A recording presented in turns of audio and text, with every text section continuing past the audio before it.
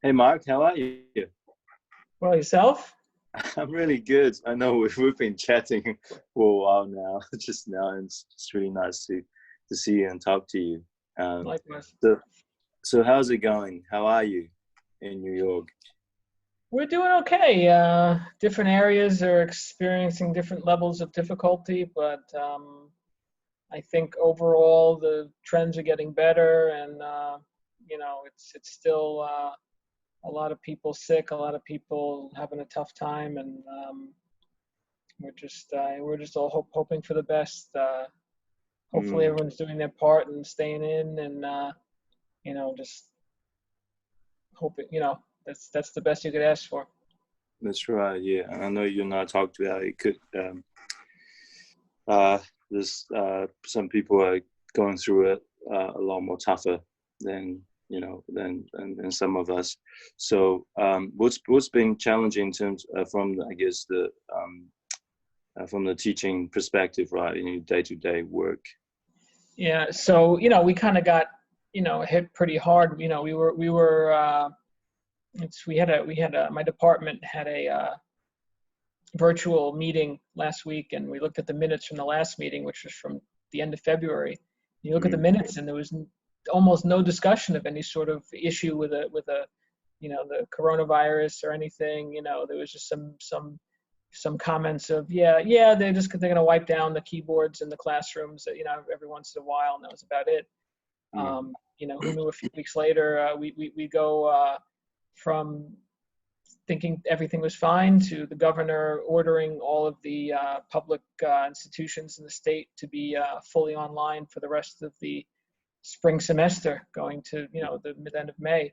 And actually, since then, the city university system, which is where I work in New York City, also extended the online classes through the summer. So there's no live classes scheduled at the City University of New York until at least the end of August into the fall, and even then that's uncertain. But the mm, the difficulty has been trying to get faculty acclimated to online teaching, and even then, and as we talked about before, it's is it online teaching now, or are we trying to take a regular in-person class that was supposed to be an in-person class? The students signed up for an in-person class.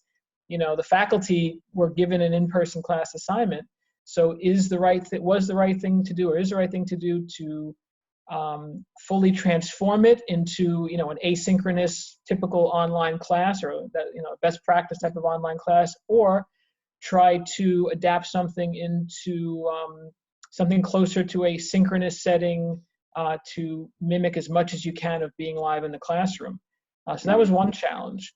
Another challenge was training on the platforms themselves, and some of my colleagues are experienced with online and technology. Some needed some training, and then on the student side, it was getting students acclimated to the technology, to the systems, mm, um, and in many aspects, especially as I work in a public institution serving everybody, getting everyone the equipment that they needed to be able to do their work from home, and dealing with students that may not have the internet access that they need. If we're doing a live class with video or share screen, you need a pretty solid internet connection, um, mm, and not everyone has that. So we went through a couple of pauses since we've gone online. Initially, the city system, and I think the state system as well, had planned about a week break to get faculty trained, and then we resumed the semester online, and then about a week later or so, the chancellor of the city system announced it was called a recalibration period, which was primarily to get students the equipment that they need, because they found out that there was a lot of students not able to connect. mm, So there was training issues, there's equity issues in terms of getting everyone on the same page in terms of having the equipment, the connection, and now, and we also discussed this earlier, I'm getting more and more messages from students that have family members that are testing positive, family members that are hospitalized. And so, it's not just, yeah, all right, we're going online. You're dealing with people in your community that are being affected by the situation too. So it's been challenging. It's kind of like a curve. It started, these classes are going pretty well, and now as people more and more people become affected by the situation, it's starting to have even more of an impact on students being able to keep up with the work and everything like that. So I think at least my approach, and I think most of my colleagues' approach is as lenient as possible, in terms of deadlines and work, and really just trying to get our students through, and keeping in mind that everyone has different needs and different situations. And so certainly has been a challenge. What I'm trying to do, though, is at least provide some sort of normalcy for the twice a week we meet for whatever period of time that is. And I told my students today, I said, listen, even though class seems still pretty formal, just let me know what things are going on. But I'm trying to at least give you a little bit of time a week where, we're going to talk about financial accounting, and that's it. We're not going to talk about, what's going on in the world, what's going on in the city, what's going on, anywhere, just to get a little slice of normalcy, which I think we all need at some point. I can just hear all of the hats you've been wearing, right? The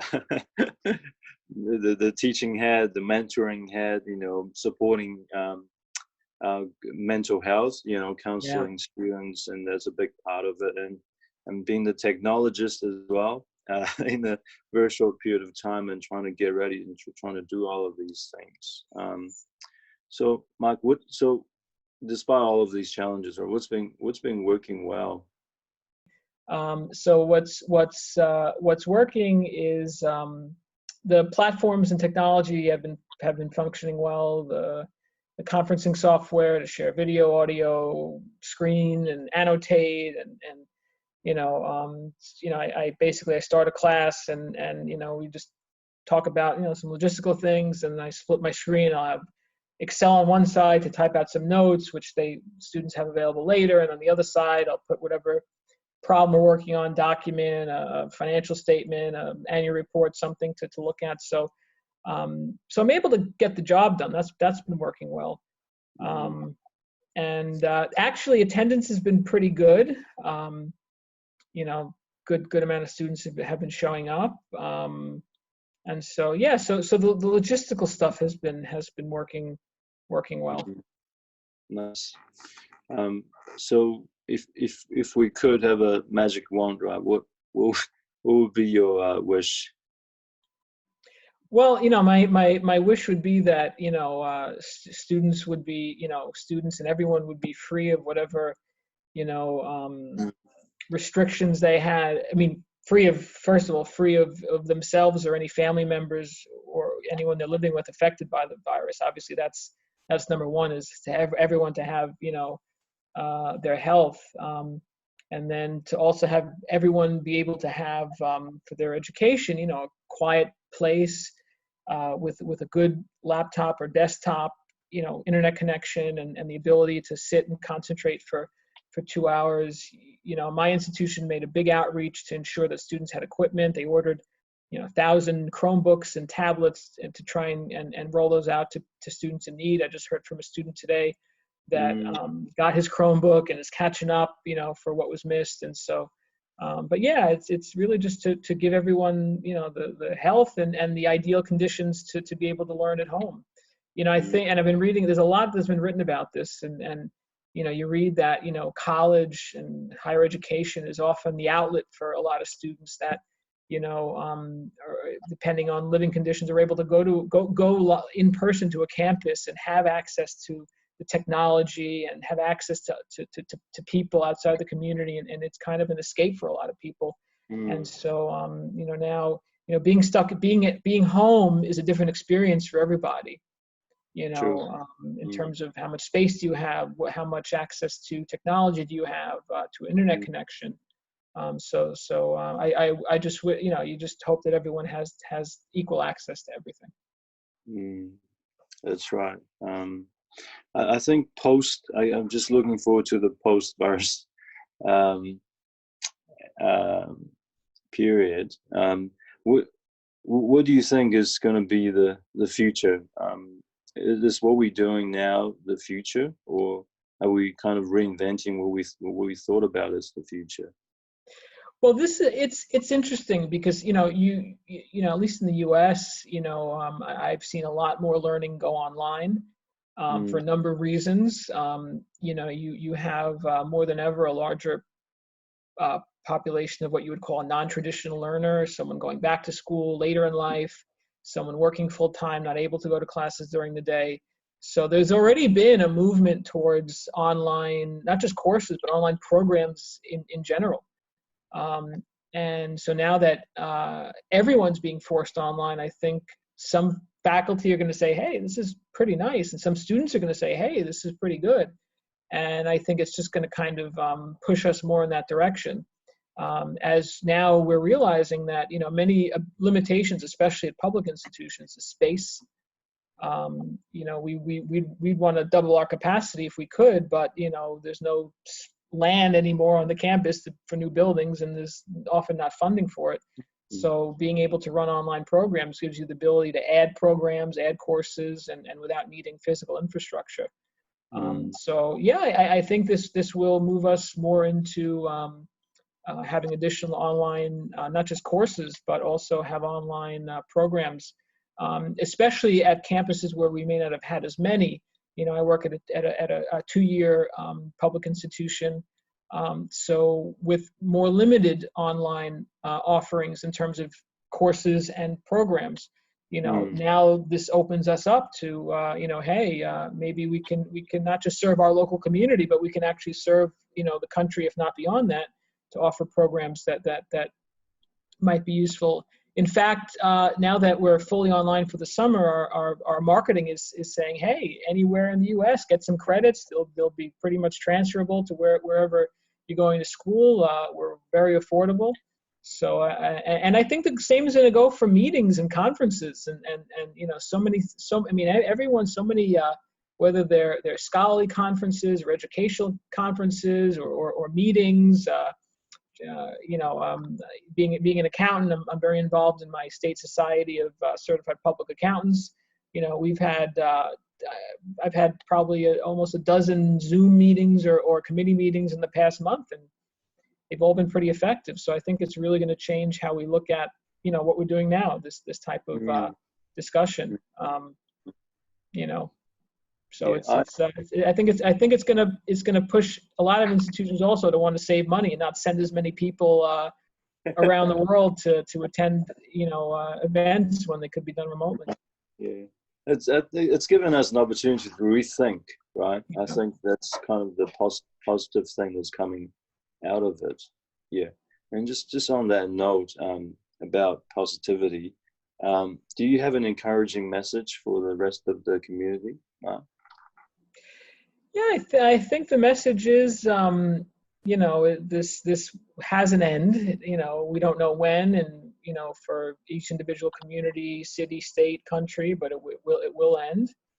And so you want to keep normalcy in your life. Keep attending classes, keep teaching your classes, keep working from home, keep doing what you normally do. The news is a depressing thing to watch, but keep informed. You don't want to shut yourself out from it completely. Just everything in moderation. Everything in moderation is usually okay. Everyone should just keep eating well, getting some physical activity, and just trying to stay positive. Use your phone, talk to people, video chat with people. Sometimes I'll go on my phone and find, the contact that I haven't sent a message to in a while, and just start reconnecting with people. Just try to, think of what you can do now that you wouldn't be able to do in a period of normalcy, and just do it. You have nothing to lose at this point. We're mostly all stuck home. And just, that's just, try and be as positive as possible. I mean, and it's easier said than done.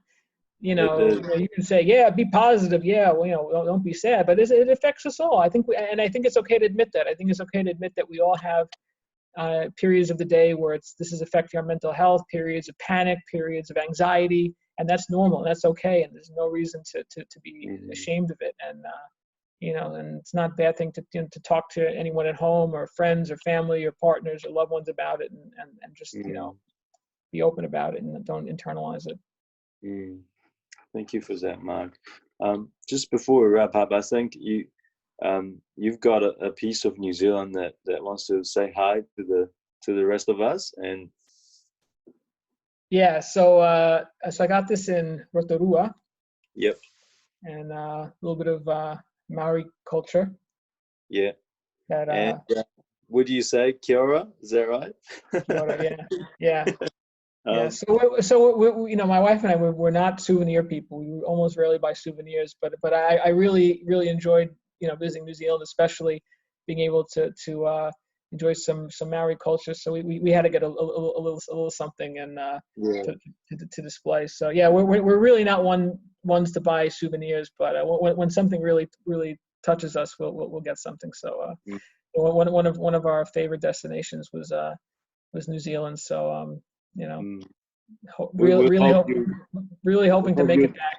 I know. I hope you would come back one day, Mark. And Absolutely. yeah. I'm just saying hi from.